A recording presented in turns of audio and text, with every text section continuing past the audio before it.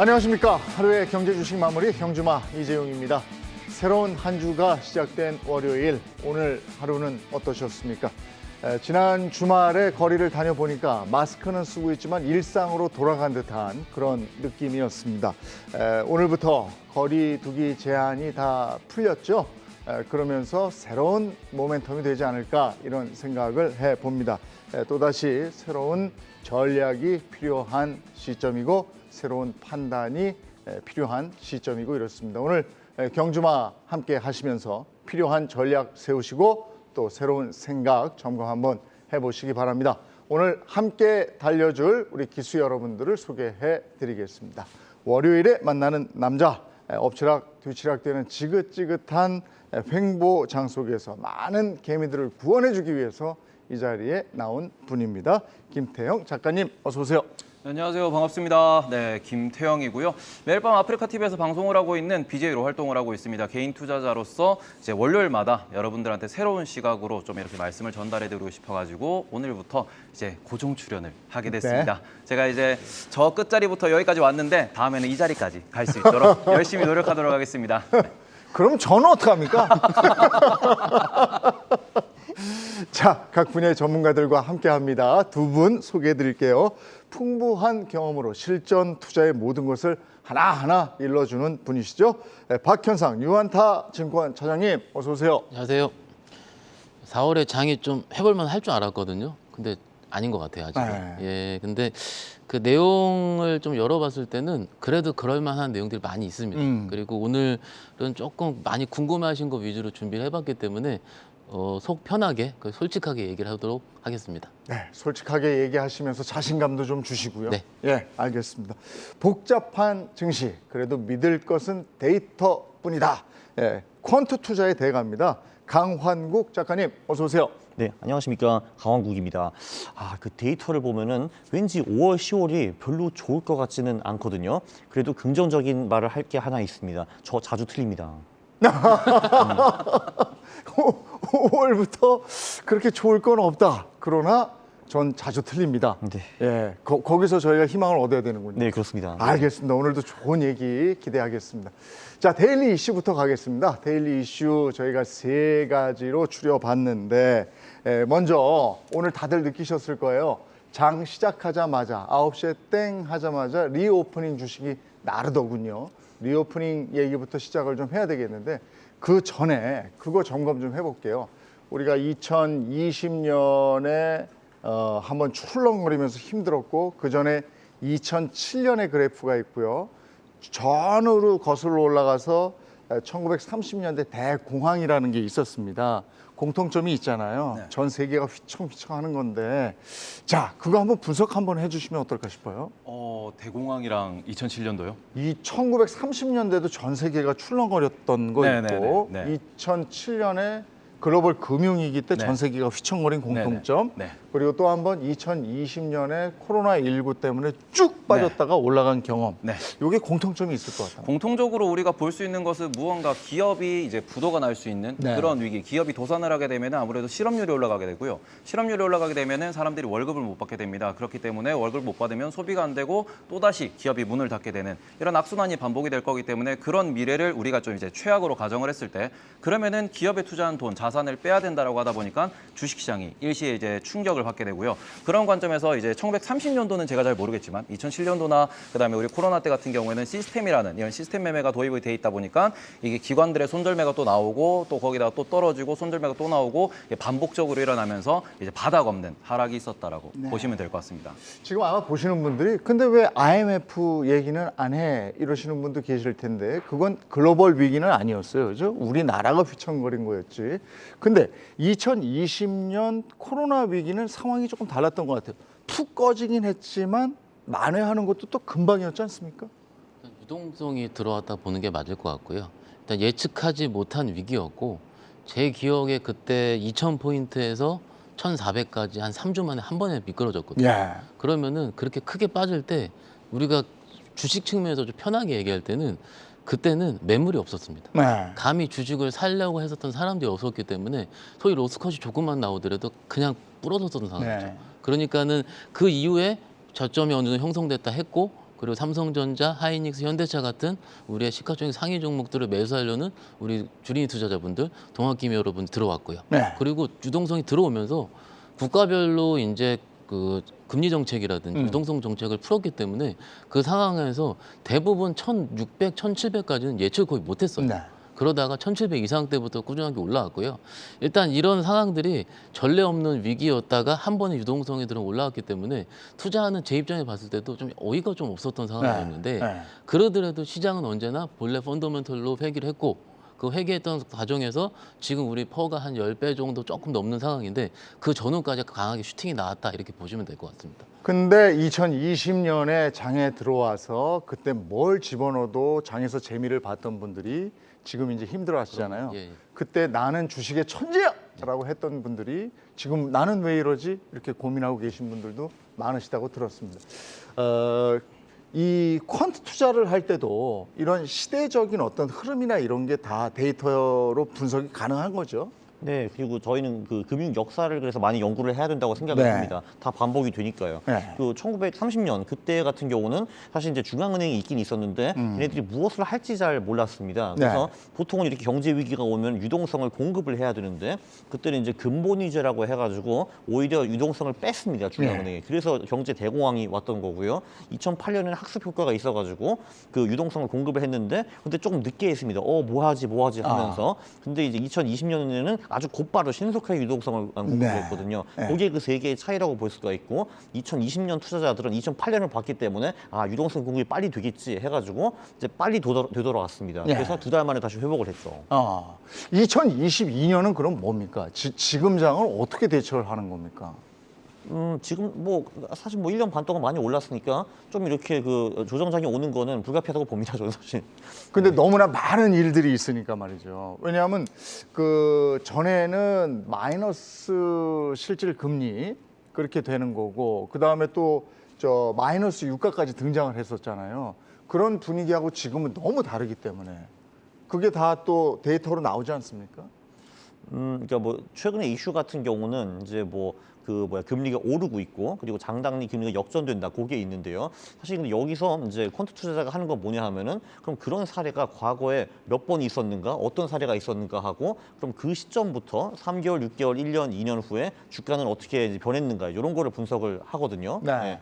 근데 이제 딴 사람들과 생각하는 것과 다르게 실제로 데이터를 보면은 그 금리가 올라가는 구간 그리고 그 장단기 금리가 역전되는 구간 이때 주식시장이 의외로 잘 버텼습니다. 네. 이슈는 뭐 좀 다른 것 같아요. 네.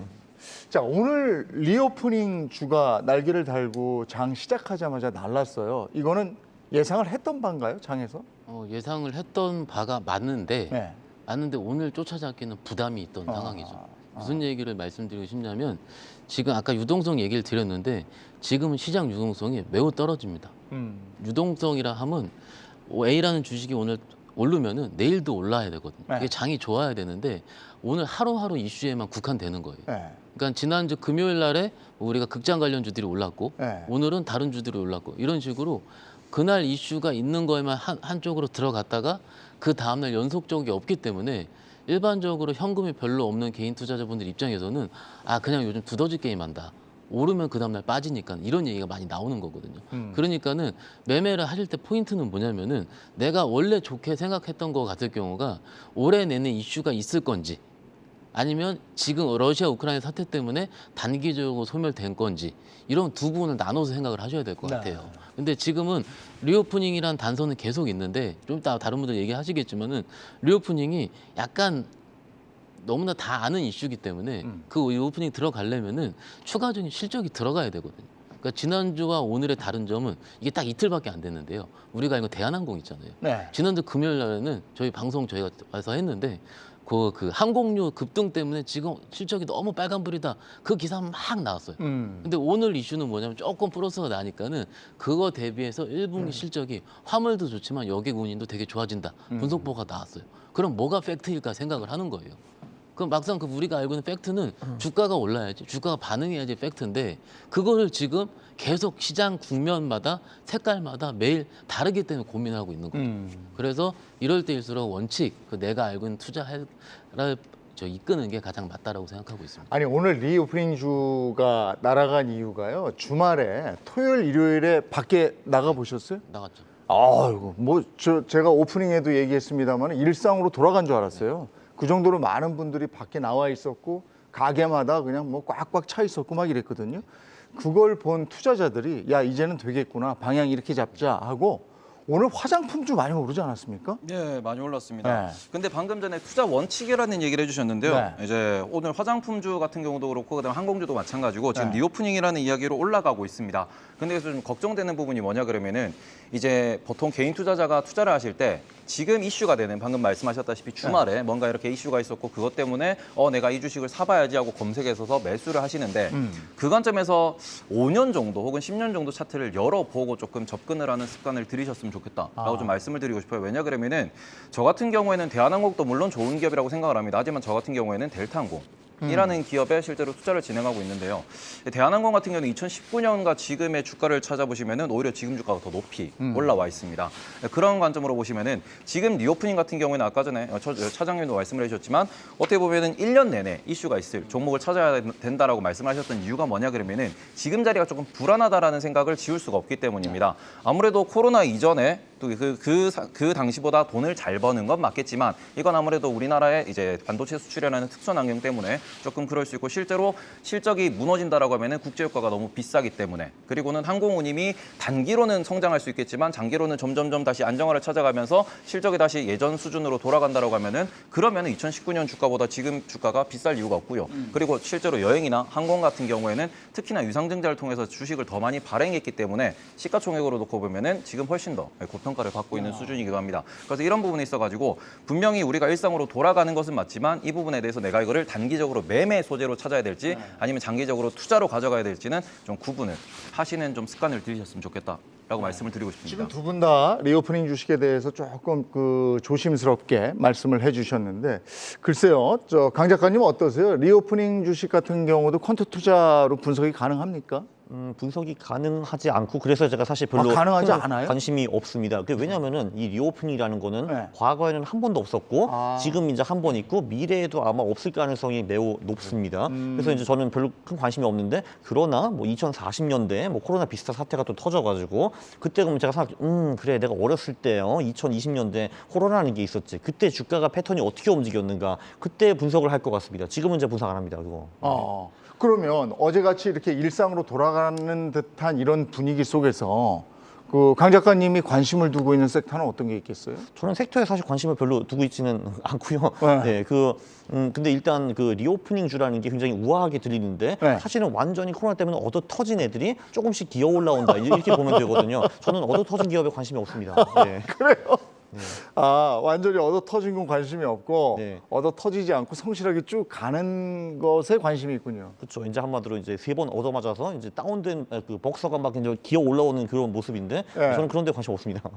아니 그러면 요즘에 관심을 두는 건 어떤 겁니까? 사실 그러니까 저는 이제 섹터에 관심은 사실 별로 없고요. 네. 그냥 수치를 보고 얘가 저평가되어 있나 그리고 영업이익과 순이익이 이제 오르나 이제 그런 쪽을 이제 주로 보고 있는데 그런 애들은 이제 코로나에서도 꽤 있었습니다. 네. 근데 저 같은 경우는 어떤 섹터가 그런 식으로 순이익이 오르나 보지 않고 저는 그냥 수치만 보고 그 적합한 기업들을 그냥 사버리고 기업 자체를 까먹습니다. 그 이름을. 네. 그러니까 가치주로 판단하는 거죠. 그 가치도 있고 성장 그 두 개를 다 봐야 됩니다. 지난번에 네. 그 말씀하셨던 것 같아요. 성장주라고 했는데 수치상으로 이익이 나타나지 않으면 난 담지 않는다. 네, 그렇죠. 그렇게 네. 말씀하셨던 것 네. 같고. 그러니까 리오프닝은 이제 얻어 터졌으니까 네. 이제는 다시 수익이 돌아올 것이다 뭐 이런 말인데 예. 저는 그런 거는 이제 별로 안 합니다. 물론 알겠습니다. 저와 다르게 하는 퀀트 투자자들도 많습니다. 그러면 지금 이제 우리가 리오프닝주를 오늘 관심 있게 생각을 하셨던 많은 분들한테 이런 섹터도 있으니까 관심을 좀 가져보세요 하는 건 뭐 있습니까? 요즘 제 주식을 매일 뭐 다 쳐다보시겠지만은 보면은 안 오른 것들이 생각보다 강해요. 그러니까 안 오른 것들. 네, 그러니까 같은 리오프닝 안에서도 네. 상대적으로 가격 메리트가 있는 것이에요. 근데 네. 장이 계속 바뀌는 게 지지난주에는 음식료, 특히 이제 삼양식품이라든지 데이터 그러니까 수출 데이터가 나온 것들이 강하게 쐈거든요. 근데 요즘 오늘 장이 좀 안 좋아지니까 요 며칠 또 빠지더라고요. 그러면은 대부분 시장 참여자들은 오른 건 조금 팔고 좀 싼 거를 같은 섹터에 순환매를 해야겠다라고 하는데 그런 의미라면 최근에 카지노가 좀 덜 올랐고요. 예. 그리고 자동차 쪽도 덜 올랐고요. 이렇게 생각을 할 수 있는데 막상 자동차를 리오프닝에 엮기는 조금 어려운 상황이고 일단 그중에서 하나 안 오른 쪽을 꼽는다면 저는 카지노 쪽이 낫지 않을까 하는데 이게 지금부터 투자 포인트는 리오프닝 얘기하셨길래 제가 이제 봤을 때 대부분의 이제 메이저 투자자들이 어떤 생각을 하냐면은 그것이 있는 거는 알고 있는데 그 실적이 언제 꽂히느냐를 보고 해야 될 것 같아요. 대부분 투자자들이 그렇게 얘기를 하고 예를 들어 작년같이 성장성에 대한 뭔가 더 프리미엄 줄 때는 그 시기를 안 보고 그냥 사거든요. 근데 요즘 같은 경우는 워낙 그 빅스텝이라 그래서 금리 인상이기도 하고 그렇기 때문에 조금 돌다리를 두들겨 보고 갑니다. 그러면은 예를 들어 항공의 여객이 언제 될 것이냐 혹은 여행 쪽에서도 언제 작년 19년도에 그러니까는 코로나 이전의 데이터 대비해서 지금 여행 수치가 얼마큼 빨리 나오는 거냐 이거를 볼 필요가 있다라고 생각을 하거든요. 만약 그게 그때보다 더 달 나오면은 메이저는 크게 쏠 거예요. 근데 그 시기가 지금은 조금씩 걸릴 수가 있는 거고 그 카지노 같은 경우는 지금 중국 관광객이 와야 되는데 예. 제 기억에는 카지노는 중국이 들어와야지 크게 올랐거든요. 네. 그래서 레포트를 기억을 해보면은 처음에는 국내 강원랜드 그다음에 GKL 파라다이스였지 국내 카지노 외국인 카지노 이런 식으로 매매를 해보자라는 부분도 제 기억을 하거든요. 그러니까는 이런 조금 여러 가지 메커니즘이 있는데 그 디테일이네요, 그러니까. 약간의 디테일이에요. 지금 시장이 그러니까 한 섹터가 다 꼽아서 그쪽 ETF를 사면은 안 움직입니다. 근데 그 안에서도 개별 종목이건 순서건 좀 볼 필요가 있고요. 이럴 때 이제 대부분 투자자분들이 어렵다라고 얘기를 하는데 네. 조금 더 연장상에 얘기를 하면은 어려운데 하시는 분들은 조금 더 쉬울 수가 있어요. 다른 분 다 어려우니까. 네. 그 순서 보시면 어떨까 싶습니다. 그러니까 같은 카지노라도 네. 중국이 풀리지 않았을 경우에는 국내 카지노를 그렇죠. 보는 거고 그렇죠. 중국이 풀려서 그 사람들이 들어올 때가 되면은 외국인들 받는 카지노 뭐 이런 쪽으로 보면 된다. 네네. 그게 뭔지는 아마 아실 거고요. 또 여기 조금 첨언을 네. 더 하자면 아까 전에 삼양식품에 대해서 이야기를 좀 해주셨어요. 네. 근데 삼양식품 같은 경우는 우리가 딱 떠오르는 게 불닭볶음면이라는 브랜드가 있습니다. 예를 들어서 CJ 제일자당 같은 경우에는 비비고라는 브랜드가 딱 떠오르고요. 농심 같은 경우에는 우리가 신라면이라는 브랜드가 딱 떠오릅니다. 그러면 이런 상황에서 우리나라 시장에서 이미 비비고나 그다음에 불닭이나 신라면 같은 경우에는 이미 우리가 어느 정도 이제 시장 점유율이라고 하고 그다음에 어느 즐기는 사람들이 있는 중인데 이거를 예를 들어서 미국이라든지 중국이라든지 아니면 새로 유럽이라든지 이런 신시장에 나가가지고 거기에서 비중이 좀 성장한다, 매출이 판매가 성장한다라고 하면은 그런 기업들 같은 경우에는 이제 브랜드 파워로서 숫자가 늘어날 수 있기 때문에 리오프닝과 좀 관계없이도 볼 수 있지 않을까라고 생각을 하고 싶고요. 아까 전에 말씀하셨다시피 강원랜드도 마찬가지 그리고는 카지노 업종도 말씀해 주셨는데 뭐 제주도에 새로 또 카지노가 생겼다라는 얘기도 있습니다. 이제 그런 부분들도 공부를 좀 해보시면은 좀 재미있는 재료가 되지 않을까라고 말씀을 드리고 싶습니다. 자, 첫 번째 이슈로 리오프닝 관련 얘기를 나눠봤고요. 이번에는 그 반대되는 개념일 수도 있는데 네이버 카카오에 대한 얘기를 좀 해보겠습니다. 지난번에 강 작가님 나오셔서 네이버 카카오 안 담아요 이러셨잖아요. 여전합니까? 네, 뭐 당연히 안 남고 있긴 한데, 근데 이제 이 말씀을 하실 것 같아가지고 제가 뭐 살짝 보고 왔기는 합니다. 네. 이제 이 기업들이 뭐 주로 이제 한 뭐 순이익이 한 연 1, 2조 정도 되고 시가총액 40조, 50조 이제 이런 기업들이잖아요. 그래서 그거만 보면 사실 좀 살짝 비싸 보이는데 이제 성장성이 있기 때문에 네. 완전 비싸다고 볼 수도 없다. 근데 저는 이제 그거를 파악을 할 수가 없거든요. 이 성장이 계속될지 안 될지. 그래서 저는 이 얘네들은 그냥 잘 모르겠다. 그리고 저는 잘 모르는 기업들을 당연히 안 삽니다. 뭐 그래서 근데 워낙에 했어요. 많이들 들어가 있어서요. 네. 그 네. 언택트 시대 이러면서 각광받았던 주식 중에 대표 주식 아닙니까? 네이버 카카오? 네. 근데 지금은 많은 분들에게 실망을 안겨주고 있는데 이 부분 좀 해석 좀 해주세요. 일단 최근에 많이 빠졌다가 최근 한 달 전에 오른 이유는 정부가 바뀌면서 규제 완화 기대감이었어요. 네. 제 기억에 네이버 카카오가 처음 크게 빠진 시기는요. 작년 네. 9월 달부터 빠졌습니다. 그때가 이제 정부에서 규제가 시작되고 되면 이제 아무리 그러더라도 규제 산업이 되게 되면은 실적이 성장할 수가 없거든요. 그래서 그 우려감 때문에 빠졌다가 3월 이후에 잠깐 반등이 나오다가 요 며칠 동안 또 빠지거든요. 네. 빠진 이유는 1분기 실적이 좀 안 좋을 것 같습니다. 생각보다. 이게 커머스 쪽이 그렇게 안 좋다고 얘기는 나오긴 나오는데 여기서 말씀드리고 싶은 거의 포인트는 뭐냐면은 대부분 실적이 이렇게 안 좋다. 우리가 발표하기 전이잖아요. 실적 발표하기 전에는 장이 어려울 때는 미리 선반영을 하게 돼요. 그래서 5월 초쯤에 아마 발표를 하게 될 텐데 그때까지 뭔가 외국인이라든지 기관 투자가 강하게 들어올 확률은 적습니다. 그러니까는 그 이후에 성장성이 나오게 되면 그때 매수를 하는 게 맞고 지금 입장에서 뭔가 싸다. 물론 바닥을 잡을 수는 있겠죠. 그리고 길게 봤을 때는 지금 충분히 분할 매수 가능 영역이기도 합니다. 하지만 지금 시장에서는 언택트가 아니고 컨택트. 우리 리오프닝 지금 계속 얘기를 했잖아요. 그쪽이 들어가는 점. 그리고 빅스텝 환경 하에서 금리 인상 시즌에는 뭔가 이런 빅테크라든지 플랫폼 관련 주식들보다는 가치주라든지 혹은 성장, 원래 쌌는데 성장 플러스 뭔가 알파가 있는 종목들이 일단은 지금 좀 더 좋아요. 네. 그런데 이런 시장 환경이 또 바뀔 수 있거든요. 5월 달에 미국에서 50bp 인상을 하게 되면은 그 이후에 6월 달까지 한다고 하는데 그 이후엔 좀 더 시장이 바뀔 수 있어요. 지금 우리 들어오기 전에도 시장이 너무 빨리 바뀐다 얘기를 많이 했잖아요. 네. 그게 지금 시장에서 내가 단원에서 예를 들어서 뭐 제가 카카오 안 됩니다. 팔아야 됩니다. 누가 팔겠습니까? 그게 아니고요. 내가 생각하기에 성장이 있다고 생각하면은 적어도 왜 빠진지 이유만 지금 파악을 했다가 지금은 장이 안 좋아서 1분기 실적 안 좋은 건 다 패요 지금. 다 패는데 발표 이후에 그때 다시 들어올 수 있느냐 외국인 기관이 그걸 보면서 생각할 필요가 있다라고 판단하고 있습니다. 그러니까 이것도 역시 외국인 기관이 좀 들어오는 그 흐름을 타고 들어가야지 지금 빠진다고 물타기 하듯이 무턱대고 들어가서는 안 된다 이런 말씀이신가 봐요. 그러니까 웬만한 종목들이 지금 시즌에 항상 그래 왔었어요. 예. 어떻습니까? 네이버 카카오를 보는 시각. 네, 저는 네이버 카카오 같은 경우에는 지금 우리나라에 있는 네이버와 네. 카카오만 빠진다 그러면은 이게 문제다라고 표현을 할 수 있겠지만 네. 지금 나스닥에 있는 빅테크 같은 경우에는 모두가 다 하락을 하고 있습니다. 애플 같은 경우에도 지난 이제 목요일 날 좀 한 3%대, 3%, 2%? 네, 그 정도 빠진 걸로 알고 있는데 지금 말 그대로 저 이제 올해 2021년 들어와가지고 나스닥 자체가 20% 정도의 조정을 받는다, 10% 정도 하락을 했다, 미국장이 빠진다, 금리를 올린다 계속 이야기가 나오고 있습니다. 필라델피아 반도체 지수 같은 경우에는 고점이 4,000포인트대 지금 3,000포인트 초반대 놀고 있기 때문에 거진한 25% 정도 이제 하락을 했다라고 보실 수 있습니다. 근데 그런 관점에서 우리나라의 테크 기업이라고 부를 수 있는 네이버와 카카오, 그러니까 말 그대로 플랫폼 기업이라고 부를 수 있는 이 기업들이 하락을 한 것에 대해 가지고 우리나라만 상승하는 것도 저는 좀 문제가 있다라고 생각을 하거든요. 근데 그런 관점에서 지금 조금 이제 두 기업이 관점이 달라지는 거는 ESG 얘기가 좀 많이 나오고 있습니다. 이제 그 부분에 대해서는 이제 워낙 이슈가 많이 됐기 때문에 아시겠지만 이제 그런 부분에서 과연 이 기업이 얼마나 성장을 할 수 있는 것인지 그리고는 각 성장하는 섹터가 뭐 예를 들어서 게임이라든지 아니면 플랫폼이라든지 검색이라든지 커머스라든지 이런 것들을 내가 투자하는 기업이 모두 다 조금 담아갈 수 있는 곳인지 그런 것에 대해서 조금 생각을 하면서 분할 매수 전략을 좀 취하는 것도 어떨까라는 거는 저도 동의를 합니다. 반등장이 나온다면은 반등 가능성은 시기를 놓고 볼 때 어느 정도라고 보세요? 물론 아까 이제 기관하고 외국인이 돌아와야 된다 이렇게 말씀을 하셨지만 그럼 뭘 봐야 될까요? 일단 지금 어쨌든 외국인이 들어와야지 장이 반등이 나올 거고 외국인이 들어오는 요인은 첫 번째 중국으로 봐야 된다고 봐요. 중국이요? 예, 중국이 코리아가 MSCI 비중 중에서 중국에 같이 속해 있기 때문에 네. 여태까지 장이 빠지다가 올랐었을 때는 중국 돈 다음에 먼저 돌았어요. 어. 그리고 4월 달에도 외국인이 지금 4월 달에 외국인이 3조 거의 넘게 팔았거든요. 근데 이틀 샀는데 이틀 산 것도 살 때도 중국이 조금 올랐을 때 샀습니다.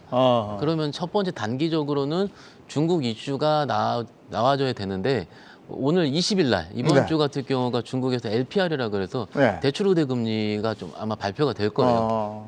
지난주 금요일 날 이제 지준율 발표도 좀 있긴 있었고요. 그래서 그런 부분 그리고 코로나 상황이 어떻게 해결되는지 그리고 미국에서 5월 초에 빅스텝이 어떻게 마무리가 되는지 네. 이런 거가 지금 포인트일 것 같거든요. 근데 조금 아쉬웠던 점이 뭐냐면 제가 상승장일 때 저는 상승장을 누구보다 바라잖아요. 네.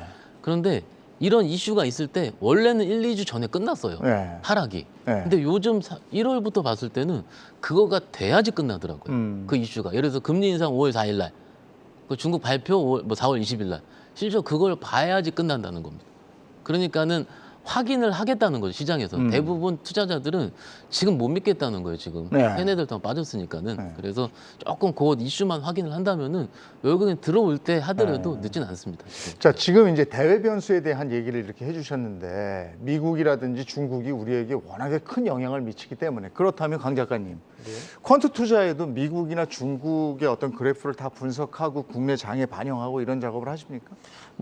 근데 사실 그거는 반영을 안 해도 당연히 국장과 미장은 비슷하게 따라간다라는 거는 그냥 팩트이고요. 네. 그 두 장의 상관성이 매우 높다. 그리고 이제 조금 전에 외국인 말씀을 하셨어요. 네. 사실 2018년 전에 보면은 이제 한 달 기준으로 외국인이 순매수 또는 순매도가 5천억 원을 넘어가는 경우가 거의 없었거든요. 한 18년부터 그게 한 조 단위까지 넘어가더니만 올해 이제 조금 전에 말씀하신 것처럼 최근 한 달 동안에 외국인이 3조를 팔았고 올해 10조를 팔았거든요. 네, 외국인들이. 맞아요. 그러면 이제 저는 그거를 분석을 해봤습니다. 2001년부터 외국인들의 투자와 이제 걔네들 실력이 어떻게 되는가. 근데 결론적으로 말씀드리면은 외국인님들을 거역하는 거는 굉장히 위험하다라는 것이 결론입니다. 그러니까 네. 수익률이 외국인이 좋았다는 거죠. 그렇죠. 외국인 일단 네. 압도적으로 좋고요. 그리고 정말 기가 막힌 게 2008년, 2011년, 2020년 한국에 세 번의 큰 대하락장이 오기 전 외국인들이 또 재빨리 뺐습니다. 네. 네. 그리고 외국인들이 정말 사줘야지 장이 오르는 거예요. 사실 그러니까 얘네들이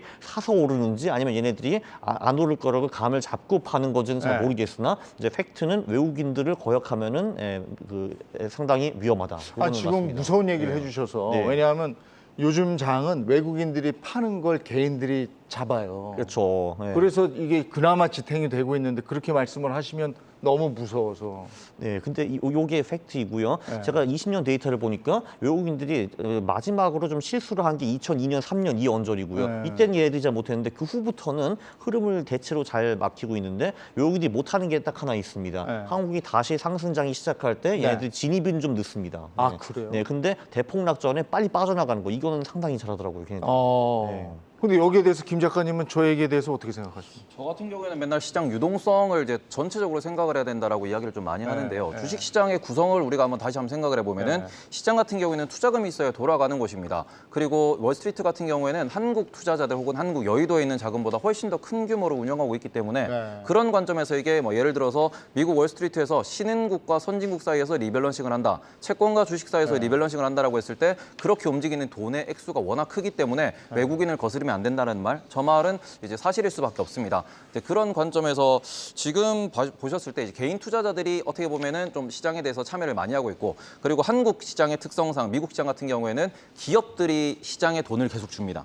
이게 무슨 뜻이냐 그러면은 배당을 준다든지 아니면은 자사주 소거를 통해 가지고 기업이 번 돈을 시장으로 다시 유입을 시키지만 한국은 그쪽에 조금 좀 약한 편이 있기 때문에 어떻게 보면은 미국은 플레이어가 셋이에요. 미국에 있는 월스트리트와 그다음 미국을 살려고 하는 전 세계에 있는 개인 투자자, 그리고는 상장되어 있는 기업들이 동시에 시장에다가 돈을 쏟아부고 있지만 한국 같은 경우에는 이제 개인 투자자 혹은 기관 투자자라고 볼 수 있거나 아니면 한국 내에 있는 투자금, 외국인의 투자금 이렇게 두 가지로밖에 구분을 할 수밖에 없기 때문에 그런 관점에서 ESG가 좀 강조가 되고 이제 어떻게 보면 거버넌스 이슈가 조금 이제 올라가는 이 지금의 상황은 퀀트 투자로 바라봤을 때의 그 예전 데이터에서는 조금 변화가 있지 않을까라는 생각은 하고 있습니다. 자, 네이버 카카오 얘기를 하다가 자연스럽게 이제 외인들의 참여 부분까지 우리가 갔습니다. 그렇다면 외인 참여 얘기에서 또 하나의 이슈, 반도체를 뺄 수가 없어요. 삼성전자 얘기 안 할 수가 없고 지금 신저가 행진, 오늘은 100원 올랐네요. 저거는 미미한 거고. 어떻게 보십니까? 일단 빨리 올랐으면 생각을 하는데 일단 실적이 잘 나왔어요. 근데 실적 삼성전자가 지난주에 발표를 했고 컨센서스가 13조인데 14조 정도 나왔거든요. 근데 시장의 평가가 매우 냉혹했습니다. 그러니까 환율 효과였다라는 부분이고 GOS 논란에 대비해서 약간은 아직은 불안하다 이런 부분이에요. 그러니까는 계속 팔았던 거죠. 결국 그런 논란에 해결될 수 있는 방법은 일단 IM수 그 휴대폰 사업 부분은 GOS 논란은 좀 시간이 걸릴 거고요, 당연히. 그건 신뢰도의 문제이기 때문에 반도체 수급 부분은 러시아 우크라이나 사태 때문에 세트 출하량 저하, 그리고 원자재 가격 급등, PC 스마트폰 저하, 우리가 계속 들었던 내용이거든요. 그러니까 이 내용이 어느 정도는 해결이 돼야 되는데 해결되는 조짐이 좀 나와야 돼요. 조짐이. 그러니까 약간 주식을 할 때 원샷을 뭘 사시는 분들이 가끔 개인 투자자분들이 있거든요. 근데 그게 뭐냐면은 하나의 트리거예요. 근데 하나의 트리거는 저는 환율에 있다고 봅니다. 좀. 왜냐하면 서프라이즈 나온 부분이 환율 효과였기 때문에 어쩔 수 없다라고 얘기한 거고, 그 우리 환율이 그래도 어느 정도는 유의미하게 좀 안정적으로 바뀌어야 되는데 그러면 아마 외국인이 좀 들어오겠죠. 그러니까는 지금 뉴스 보면은 매일 삼성전자 신저가 행진. 오늘 100원 올랐으면 그러면 그 뉴스 안 나오고 빠지면 신저가 나온다. 근데 그게 그렇게 크게 우리한테 의미부여를 할 수 있는 수준의 금액이냐 이거죠. 주가는 많이 빠지긴 했지만은 이미 다른 쪽으로 움직이는 종목들이라든지 섹터는 매우 무궁무진하게 많이 있는데 그래서 삼성전자 하이닉스류를 봤을 때는 일단은 5월 초까지 흐름을 좀 봐야 되긴 하겠지만 역시 핵심 키포인트는 외국인 님이라가 그랬는데 외국인 빨리 돌아왔으면 좋겠습니다. 예. 근데 지금 반도체 관련주들도 줄줄이 저 목표 주가가 내려가고 있는 거죠? 네. 지금 삼성전자뿐이 아니고 SK 하이닉스도 그렇고 다들 고전하고 있는 거잖아요. 네네네. 네. 근데 저 같은 경우에는 이게 반도체 같은 경우에는 지금 반도체 관련돼 가지고 이슈가 뭐 네. GOS도 말씀해 주셨고 그다음에 스마트폰 판매량이 줄어들고 있다. 근데 리오프닝 때문에 뭐 노트북 판매량이 줄어들고 있다. PC 판매가 줄어들 것이다. 이런 이야기들을 많이 하고 있는데 저는 키포인트 핵심은 이제 DDR5의 상용화 시점이 제가 시장에 들어와서 처음 들었을 때가 2018년, 19년으로 네. 기억을 하거든요. 그러니까 지금 보시면 대충 한 3, 4년 정도 계속 이제 DDR5가 나올 것이다인데 아직도 안 나오고 있고요. 그다음에 올해 뭐 작년 기준으로 올해 상반기면 되지 않을까 했는데 올해 하반기 뭐 정도 얘기가 나오고 실제로 지금 유통되는 DDR5 물량도 이제 다나와라고 하는 그런 사이트에 들어서 확인해 보시면은 병행 수입돼 가지고 돌아서 이렇게 판매되는 제품들 그런 제품들밖에 유통이 안 되고 있습니다. 그래서 말 그대로 DDR5가 완전히 CPU와 발을 맞춰 가지고 상용화가 되고 우리가 DDR5라는 기대감을 갖고 뭔가 투자를 했던 그런 이제 업종들인데 걔네들이 정말로 숫자를 찍고 이제 숫자가 좀 늘어나려면은 적어도 1, 2년은 좀 걸릴 수 있다라는 분석들도 많은 상황이다 보니까 실제로 이제 CPU 쪽도 받쳐주지 못하고 거기다가 반도체 생산도 쇼티지가 나오고 있고 거기다가 중국이 또 이제 셧다운된 거 그러면서 약간 수요가 둔화될 수 있다라는 얘기 그리고는 미국이 금리 인상을 워낙 급격하게 하면서 그걸로 인해 가지고 또 연말이나 내년 되면은 수요가 또 줄어들 수 있다라는 이런 공포감까지 있다 보니까 어떻게 보면은 지금은 매수가 혹은 뭔가 좀 더 빠지면 사야지 좀 더 빠지면 사야지 어디까지 빠지냐라고 하면 약간 주가의 디플레이션 같은 현상이라고 보셔야 될 것 같습니다. 어디까지 빠지겠습니까? 어디까지 빠지는지는 말하면은 아까도 저희가 사전에 얘기했는데 네. 솔직히 그거 맞추면 사기입니다. 네, 그걸 지금 이 자리에서 말하면 사기인데 요거는 확실하게 말씀을 드릴 수 있어요. 저 같은 경우에는 배당을 기준으로 생각을 하기 때문에 삼성전자 같은 경우에는 네. 특별 배당 이슈가 2023년 내년에 있고요. 네. 하이닉스 같은 경우는 2024년도에 있습니다. 네. 그럼 적어도 내년 내후년도에 DDR5라는 것이 돌아서고 그리고 숫자가 더 잘 찍히고 특별 배당에 대한 기대감이 네. 있고 그리고는 환율 같은 경우에도 금리라는 게 미국 금리 인상이 올해 많이 된다 그러면은 내년에는 약간 금리가 조금은 안정화될 것이고 기준금리라는 게 조금 어느 정도 기준이 잡히면은 환율도 좀 많이 떨어질 것이고 그러면 내년 되면 확실히 조금 돌아서지 않을까. 내년이요? 네, 내년까지 가요? 저는 내년이라고 생각을 합니다. 아. 네. 어쨌든 김 작가님은 지금 저 시가총액 상위 종목들은 배당을 보고 들어가는 거고 네. 그 외에 개별장을 가지고 운영하시는 거고 이렇게, 네, 중소형. 그렇게 운영하시는 네네. 거죠. 내년이란 얘기가 나왔는데 차장님은 어떻게 보세요? 저는 5월 5일 5월? 어린이날 다음 달인데 5월 5일 어린이날 그때 이제 선물 주시는 겁니까? 빅스텝 시작하니까는요. 아. 경험적으로 한 번 반영을 한 거는요. 적어도 리바운딩은 일부분 있습니다. 그래서 아. 그 이후에 어느 정도 빨리 했어야 되는데 이게 고민인 부분이 그거예요. 그럼 반등이 나와서 어디까지 튈 수 있느냐인데 그 10조를 올해 샀잖아요. 개인 투자자분께서 샀는데 대부분이 삼성전자일 텐데 매수 단가가 7만 1,000원, 7만 5천 원 요 사이일 거예요 아마. 그러면 하더라도 거기서 좀 막힐 겁니다. 왜냐면 거기서 털고 나오니까. 그렇죠. 거기서 이제 매물벽이라 얘기를 하는데 네. 이런 매물벽도 무시를 못 하거든요. 네. 거기서 많이 샀어요, 정말로. 네. 지금 그러니까는 일단은 뭔가 대부분 제가 좀 경험하기로의 뭔가 엑시트할 수 있는 가격대는 7만 원 후반대에서 8만 원 초반대로 저는 좀 알고 있거든요. 네. 대부분 투자자분들이.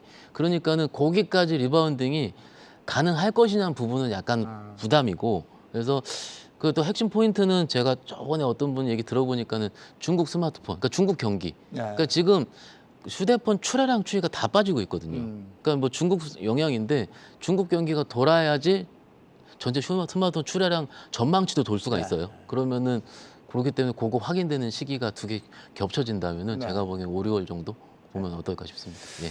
자, 반도체 관련해서는 퀀트 투자가 가능한 거 아니겠습니까? 워낙에 주식에서 차지하는 비중도 많고 하기 때문에 말이죠. 저는 반도체보다는 삼성전자에 대해서 말씀을 드리고 네. 싶은데요. 이게 이제 단기적인 그 포인트와 장기적인 포인트가 있습니다. 네. 단기적인 포인트, 지금 주식이 질질 빠지고 있는데 당연히 안 들어가는 거죠. 다시 올라간 후에 들어가도 늦지 않습니다. 그게 짧게 단기 포인트였고, 자, 장기 포인트를 보면은 기업의 그러니까 주식의 수익률은 기업의 ROE와 거의 일치한다라고 보시면 될 것 같습니다. 여기서 조건이 하나 있죠. 지금 주가가 너무 비싸거나 너무 싸지 않는다라는 거거든요. 자, 그러면 삼성전자 주식이 지금 비싼가 싼가를 좀 봐야 돼요. 그 삼성전자는 최근 5년, 10년 동안에 PBR가 평균 한 1.4, 1.5 이랬거든요. 근데 지금 1.35 정도 됩니다. 네. 그래서 좀 살짝 저평가되어 있다. 이 정도로 이제 볼 수가 있거든요. 그렇다면은 그 삼성전자 ROE는 어느 정도인가? 보통 한 5년, 10년 평균이 12에서 14% 뭐 그 정도 나옵니다. 그래서 이제 지금 들어가면은 그러니까 장기적으로 보면은 한 복리 12에서 14% 정도 벌 수 있다. 그 말은 말은 5년에서 6년에 한번 내 돈이 더블이 될 수 있다. 이런 거를 말하는 거고요. 근데 이제 사실 저는 그 수익률이 저한테 너무 낮거든요. 근데 저는 지금 안 들어갈 건데 와 12%나 벌 수 있어 하시는 분들은 지금 들어가도 네, 괜찮은데 더 좋은 포인트는 가끔 그 삼성전자 PBR가 1까지 떨어지는 경우 또는 그 1 네. 밑으로 가는 경우가 있거든요. 네. 그때는 무조건 들어가면은 거의 법니다. 예, 아하. 아주 높은 확률로요. 예. 네, 근데 지금은 그게 아니죠. 지금 1.35니까요. 네. 네, 그렇습니다. 근데 지금 많은 분들이 네. 내가 산 가격이 아까 이제 차장님도 그 얘기 하셨는데 네. 7만 원대 후반이야. 그러면 이제 내가 산 가격을 좀 낮추기 위해서 소위 얘기하는 물타기를 들어가잖아요. 이런 물타기, 그다음에 손절매 포인트 이런 것들도 한번 알려줘 보세요. 어떻게 해야 돼요? 뭐 저 같은 경우는 개인적으로 개별주를 사면은 20% 떨어지면 그냥 무조건 손절을 하거든요. 손절 포인트가 20%예요. 네, 저 마이너스 같은 경우는요. 20%. 네, 근데 그거는 사람마다 좀 다를 수밖에 없고요. 네. 저는 그 묻지 않습니다. 얘가 왜 떨어졌는지 그런 거에 대해서요. 네. 네. 이런 개별주라는 거는 예, 정말 70, 80, 90% 떨어질 수도 있고요. 네. 실제로 삼성전자도 IMF 때 그렇게 떨어진 적이 있습니다. 네. 대부분 사람들은 그 충격을 견딜 수가 없거든요. 그래서 저는 그냥 20% 정도 또는 사실 15% 정도에도 사실 제가 많이 날려버립니다. 파란색 보는 거 너무 싫어요. 네, 근데 파란색. 지금 20% 말씀을 하시니까 SK 하이닉스 같은 경우는 지난 한 두세 달 정도에 마이너스 20% 됐을걸요? 네, 네. 그렇다고 이런 걸 팔고 나오기는 좀 아깝다는 생각이 들거든요. 근데 사실 저는 그것도 사실 이해가 안 되는 게 네. 얘는 내 인연이 아니고 딴 놈으로 다시 벌면 되는 건데 왜 굳이 얘를 가져가야 되는가 저는 이해가 안 되거든요. 사실. 네. 그 객장에서 많은 분들을 보시잖아요. 그러면 지금 저 강 작가님 한 이 얘기가 어떻습니까? 이렇게 권해주실 만 합니까? 어떻습니까? 일단 기계적인 손절매를 하시는 분과 하시지 못하는 분의 차이는 네. 저는 그게 고수의 반열에 올라가겠다고 봅니다. 솔직히- 주린이냐 고수냐? 아니 그 주린이라기보다는 네. 기계적인 손절매를 하시는 분은 저한테 상담을 하지 않습니다. 아, 왜냐하면은 그 전에 네. 그러니까 강 작가님도 다른 시행착오를 통해서 퀀트를 통해서 했더니 이런 데이터가 나와서 수익이 났다. 네. 근데 그 전에 대부분 거기 깨달은 투자자분들은요. 네. 내가 그냥 뒀기 때문에 망해서 내가 큰일 났었다. 네. 앞으로는 내가 기계적인 손절매. 이게 강 작가님 20% 얘기했는데 어떤 분들은 계좌에 2% 걸려있는 분도 굉장히 많아요. 네. 아예 들어가서 서버에서 2% 손절 치면 손절 떨어지면 그저 기계적으로 시가매도 주문이 나가는 분도 있습니다. 그러면은 어떤 분이 수익률이 좋았느냐 판단했을 때 단기적으로는 손절 안 치고 기다린 분이 수익이 더 높죠. 단기적으로. 근데 장기적으로 길게 봤을 때는 오히려 손절 치신 투자자분들께서 시장에서 오래 살아남아 있고 네. 저희 증권사 직원들끼리 이런 얘기 하거든요. 시장에서 단기적으로 수익을 잘 내는 게 중요한 게 아니고 네. 오래 살아남아 있으면 수익을 많이 낸다라고 얘기를 해요. 같은 경우로 내가 지금 시장에서 뭐 카카오도 좋고요. 삼성도 좋습니다. 네. 내가 버틸 수 있으면 버티는 건데 그게 내가 못 버틴다. 그 시점이 PBR 한 배가 깨지는 시점이고 네. 그 우리가 얘기하는 주식 용어로는 락바텀이 형성되는 시점이거든요. 네. 그러니까는 내가 그러면 어떻게 버티느냐? 그럼 나눠야죠. 종목을. 그걸 포트폴리오라 얘기를 해요. 현금을 둬야 돼요. 현금이 있어야지 내가 20% 깨지더라도 내가 이걸로 트라이 해가지고 네. 뭘 할 수 있다 생각하는데 저는 충분히 두 양끝을 다 듣고 있거든요. 네. 듣고 있는데 오히려 개인 투자자분들이 할 수 있는 거는 현금을 가지고 내가 그만큼 버틸 수 있는 체력이 되느냐 안 되느냐 계좌 컨디션을 만드는 게 이게 다 1순위라고 들어가면 안 되는 거예요. 그럼요. 네. 충분히 더 싸게 살 수 있고요. 삼성전자 한 배에서 무조건 반등 나왔잖아요. 네. 그러면 지금 물 타지 말고 한 배 떨어질 때 기다렸다 그때 다 타는 거예요, 차라리. 아. 그럴 바엔 확률 높을 때. 좀 더 진드간이 기다렸다가. 근데 그런 게 역사적으로 잘 안 오잖아요, 작가님. 잘 안 오죠. 그런 시점이. 네. 그러면 기다리는 예. 사람이 이기는 겁니다. 그렇죠. 네. 아, 그리고 제가 조금 전에 손절매를 20% 한다고 말씀드렸는데 저 같은 경우는 종목이 몇십 개가 되거든요. 네. 근데 이제 대부분 투자자들은 종목이 적어도 훨씬 더 적을 거거든요. 네. 그 정도에는 7, 8% 선이 맞다고 봅니다. 저는. 네. 저는 여기에서 한 가지 좀 보태고 싶은 네. 게 저 같은 경우에는 개인 투자자를 좀 오래 했고 그다음에 개인으로서 저 계속 굴리고 있기 때문에 저는 오히려 이제 만약에 지금 하이닉스라든지 삼성전자 같은 경우에 내가 만약에 매수를 하겠다, 물을 타겠다라고 하면은 차라리 매도 목표가를 확실하게 정해놓고 접근하는 게 좀 좋다라고 생각을 합니다.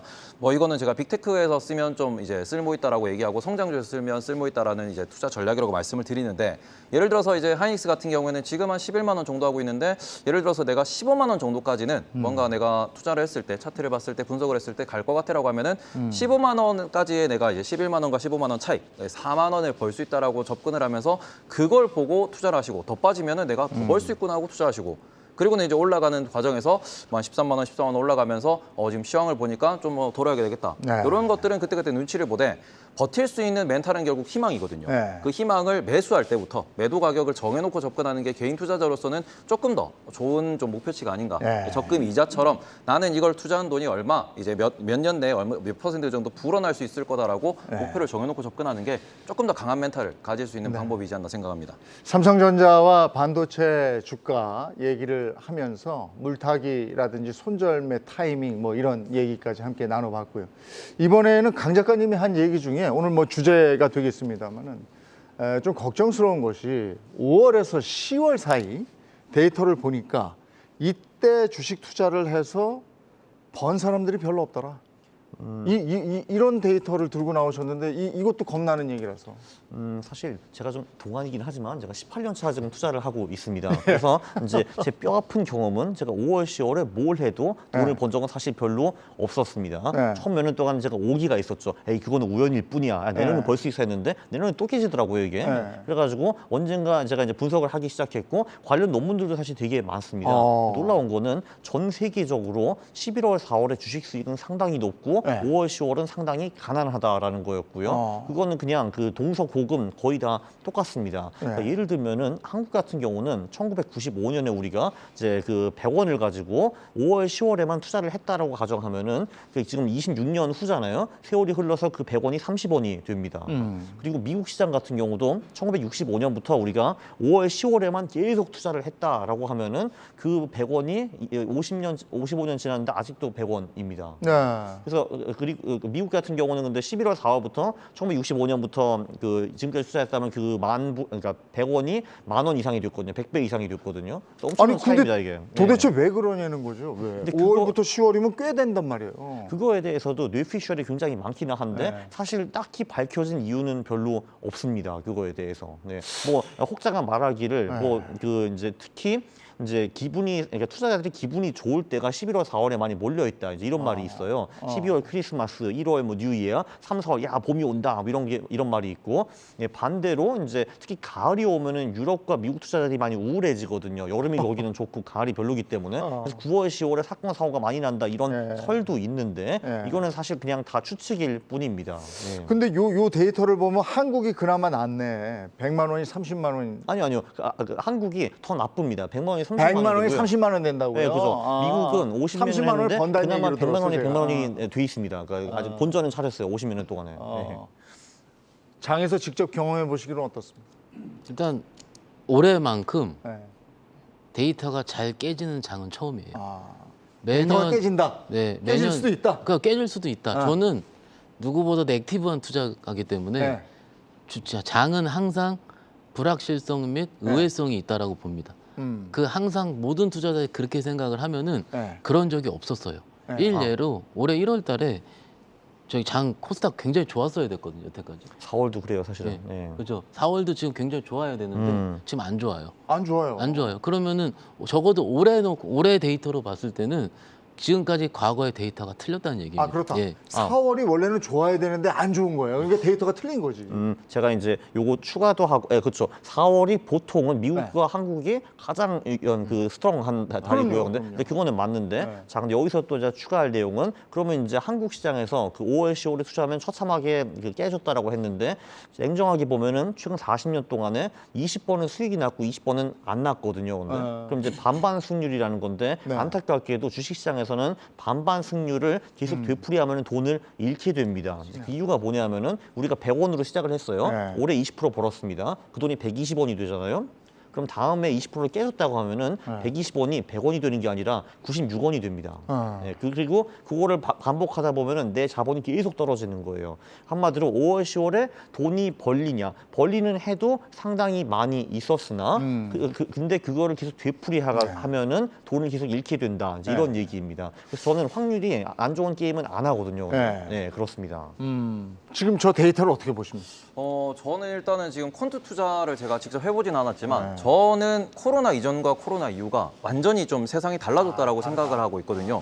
어떻게 보면 저 같은 개인 투자자가 이렇게 방송에 출연하게 된 계기도 코로나로 인해 가지고 많은 개인 투자자가 이제 어떻게 보면 시장에 관심을 갖게 되고 그 자체가 인터넷의 발달 그리고는 뭔가 기술 때문에 이제 IT 때문에 혹은 유튜브 때문에 뭐 이렇게 되면 많은 분들이 정보를 쉽게 찾아볼 수 있고 검색을 많이 해볼 수 있고 그러다 보니까 개인 투자자들도 공부를 많이 하게 되고 그런 관점에서 그 전에 있었던 사례들과 그 전에 있었던 사례들에 대한 플레이어들과 지금 참여하는 플레이어들이 조금 달라지기 때문에 그런 관점에서는 조금 예전의 데이터는 참고를 하되 그리고 지금 예전의 공식대로 가는 건 없다. 어떻게 보면 주식시장에 절대라는 없다라는 정답이 없다라고 항상 저도 이제 얘기를 하는데 그런 관점에서 보면은 과거의 데이터는 그랬지만 특히 지금 같은 경우에는 글로벌 시장을 같이 놓고 보셔야 되는데 문제가 되는 게 좀 우크라이나 전쟁입니다. 우크라이나 전쟁 같은 경우에는 뭐 일주일이면 끝날 것이다, 한 달이면 끝날 것이다 했는데 올해 연말까지 지속될 것이다. 그리고 그 상황에서 인플레이션이 너무 심각한데 지금 뭐 이집트 같은 경우에는 IMF에 구제금융을 신청을 했다. 그리고 스리랑카 같은 경우에는 뭐 디폴트를 선언했다. 이런 얘기들이 계속 들려오고 있는 와중에 또 미국에서는 계속 뭐 금리를 올린다, 중국은 셧다운을 한다. 그럼 이런 상황들이 4월이라고 혹은 5월이라고 꼭 팔 이유, 꼭 살 이유가 되는 건 아니라고 생각을 하거든요. 이제 그런 관점에서 국내 같은 경우에도 뭐 지난 10년 동안 보시면 조선주가 계속 떨어지다가 지금 갑자기 조선주가 돌고 있습니다. 그리고 친환경 같은 경우에는 계속 안 된다는 얘기가 나오다가 또 돌고 있습니다. 이런 관점에서는 지금은 그 어느 때보다 정보에 민감해야 되고 그 어느 때보다 변화가 좀 빨리 좀 이렇게 많이 공부가 필요한 좀 투자 환경이지 않나라고 생각은 하고 있습니다. 그러면 이제 투자 환경에서 아까 외부 변수 말씀하셨는데 중국 얘기 잠깐 해주셨단 말이에요. 오늘 오전에 중국 그 GDP 발표가 있었는데 4.8% 전망치보다는 어떻게 된 겁니까? 지금 이 수치를 어떻게 파악할 수 있겠습니까? 예상치는 4.3%였는데 4.8로 발표를 했으니까는 그 저희 식으로 좀 기술적으로 볼 때 중국 시장이 양봉이 떴다 얘기죠. 밑에서 밑꼬리 달면서 발표되고 좀 오르긴 올랐어요. 그래서 우리 시장도 조금 오르긴 올랐다 보시면 될 것 같은데 기본적으로 중국 시장에서 올해 GDP 목표치가 5.5%로 잡고 있어요. 그러니까는 그거에서 미진한 수치죠. 그러니까는 지금 저 아까도 살짝 말씀드리긴 했는데 지난주 주말 사이에 지준율 인하를 했고요. 지준율 인하할 때 LPR 금리를 안 건드렸어요. 대출 금리는. 그 지준율은 은행에서 가지고 있는 금리고 대출 금리는 우리가 대출할 때 기본적으로 그 기준이 되는 금리를 얘기를 하는데 그거를 아마 요 사이에 건드릴 것 같습니다. 중국 당국 같은 경우는 뭔가 지금 데이터라든지 정책을 써야 되는데 그거를 한 번에 다 쓰게 되면은 코로나 상황 때문에 통제할 게 없어지는 거예요. 그래서 나눠서 지금 나오고 있는 중인데 막상 오늘 데이터로 봤을 때는 조금 나아진다. 하지만 시장의 반응 같은 경우는 조금 강력한 뭔가 큰 거를 원한다. 이렇게 정리하면 어떨까 싶어요. 중국의 이런 수치를 보고 중국의 경제 환경이나 뭐 이런 부분들은 어떻게 판단하십니까? 네, 중국 같은 경우는 일단 코로나 대응에 있어가지고 미국에서도 계속 분석이 나오는 게 지금 현재 중국의 코로나 대응 방식은 어떻게 보면은 좀 시대를 역행하는 거기 때문에 그런 관점에서 중국이 저런 식으로 코로나를 계속 셧다운 또 부분 셧다운을 반복하게 되면은 어떻게 보면은 중국만 좀 문제가 있는 게 아니고 중국에서 생산하는 반도체 혹은 중국에서 생산하는 아이폰, 중국에서 생산하는 테슬라 같은 전 세계에서 유통되는 제품들이 좀 모두 다 공급 문제를 겪게 될 수밖에 없습니다. 그런 부분에 있어가지고 이제 연초부터 지금이 아주 우크라이나 전쟁이 워낙 크다 보니까 조금 사그라들었는데 연초부터 중국의 오미크론에 대해서 혹은 이제 지금 델타크론이라고 얘기하는 이런 XE 변이 이런 것에 대해서 좀 걱정을 많이 했었거든요. 그게 지금 현실화된다라고 좀 보셔야 될 것 같습니다. 이제 그런 관점에서 올해 아마 중국이 5.5% 성장하는 것도 저는 좀 어려울 수 있다. 네, 라고 생각을 하고 그래서 뭐 중국이 돈을 풀려고 하는 거 그다음에 뭐 시진핑의 연임을 위해서 여러 가지 정책을 쓰겠다고 하지만 결과적으로 이게 돈맥 경화 막히고 있는 게 조금 발견되고 있기 때문에 이런 부분에 있어가지고는 좀 우리가 경계심을 가져야 되지 않나라고 생각을 합니다. 금리 인하해서 돈을 풀겠다는데 돈 풀면 경기가 좀 사는 거 아닙니까? 일단 과거에 작년 12월 달에 지준율 인하를 했거든요. 그때보다는 폭이 좀 적은 편이에요. 그래서 일단 중국 경기를 봤을 때 저 핵심은 그냥 코로나라고 봅니다. 코로나 어떻게 잡히느냐 하고 우리 투자자분들 입장에서 봤을 때는 거기서 파생되는 것들 어떻게 보면 오늘 화장품주가 반등이 나왔는데 반등이 나온 이유가 저는 중국이라 보거든요. 리오프닝보다는. 그러니까는 뭐 테슬라 상하이부터 시작해서 여러 가지 부분을 좀 종합적으로 바라볼 필요가 있다라고 보고 있습니다. 퀀트에서 중국 그래프는 잘 안 잡히죠? 뭐 잡을 수는 당연한데 저는 이제 신경을 별로 안 쓰고 신경을 별로 안 있습니다. 쓰신다. 자, 주간 증시 주요 일정 한번 얘기 좀 해주시고 오늘 마무리할까요? 네, 4월 18일 중국 1분기 GDP 발표가 있었습니다. 그리고 20일 되면은 매월 20일이죠. 4월 이제 매월 대출 우대 금리 중국에서 발표가 있습니다. 그리고는 4월 20일 날 미국의 베이지북 현재 경기 상황에 대한 설명이 나오고요. 그다음 4월 22일 날 유로존 4월 마킷 제조업 서비스 PMI 지표가 발표됩니다. PMI 지표 같은 경우는 매우 중요한 지표이기 때문에 저런 것들도 조금 참고를 하셨으면 좋겠습니다. 알겠습니다. 오늘 경주마 여기까지 달려야 되겠습니다. 포스트 코로나 시대에 성공하는 투자법 더 신경 써서 여러분과 함께 나누도록 하겠습니다. 내일 뵙겠습니다. 고맙습니다.